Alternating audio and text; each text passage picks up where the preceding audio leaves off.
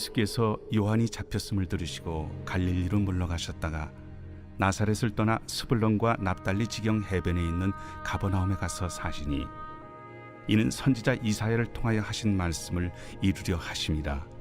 일러스되 스불론 땅과 납달리 땅과 요단강 저편 해변길과 이방의 갈릴리여, 흑암에 앉은 백성이 큰 빛을 보았고 사망의 땅과 그늘에 앉은 자들에게 빛이 비치었도다.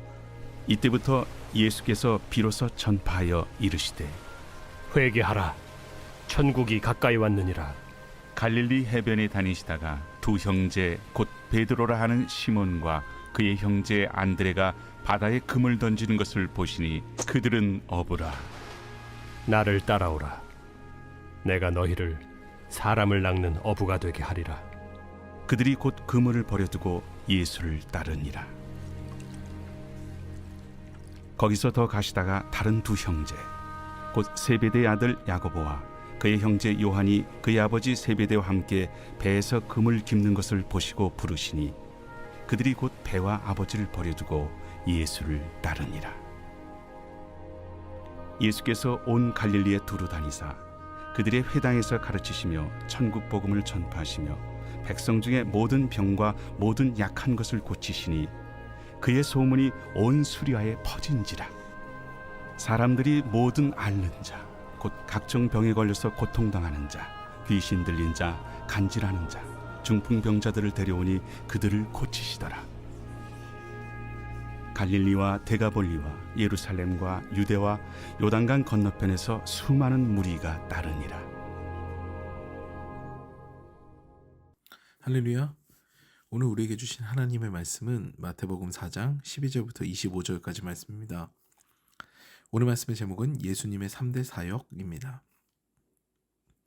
제가 재미있게 봤던 영화 중에요, 브리짓 존스의 일기 2라는 그런 영화가 있는데요.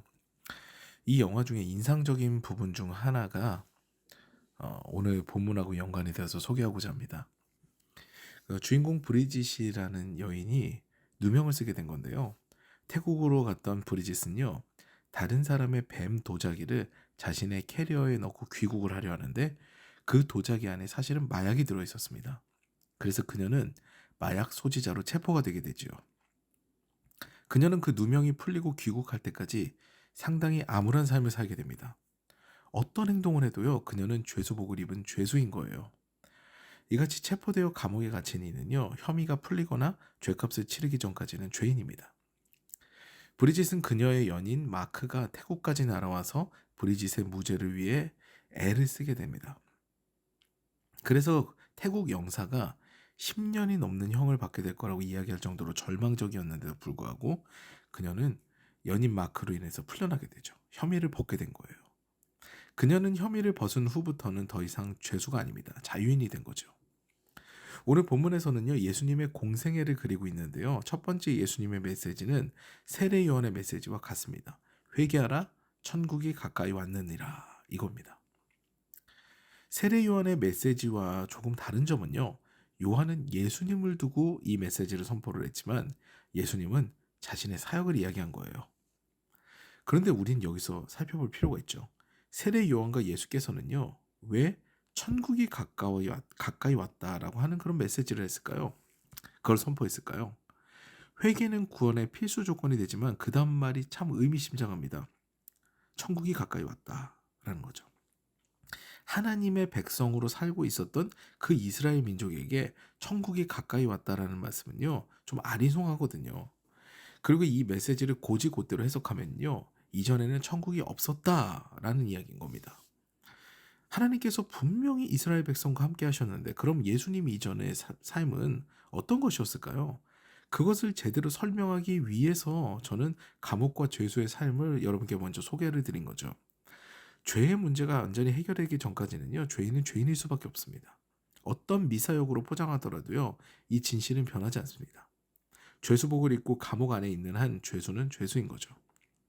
하나님으로부터 끊어진 인류의 죄악은요, 예수님께서 십자가에서 구원을 이루심으로 해결이 됩니다. 그런데 그 이전에는요, 이 죄악의 값이 치러지지 않았어요. 다만 하나님과의 통로만 제한적으로 준비가 됐을 뿐입니다.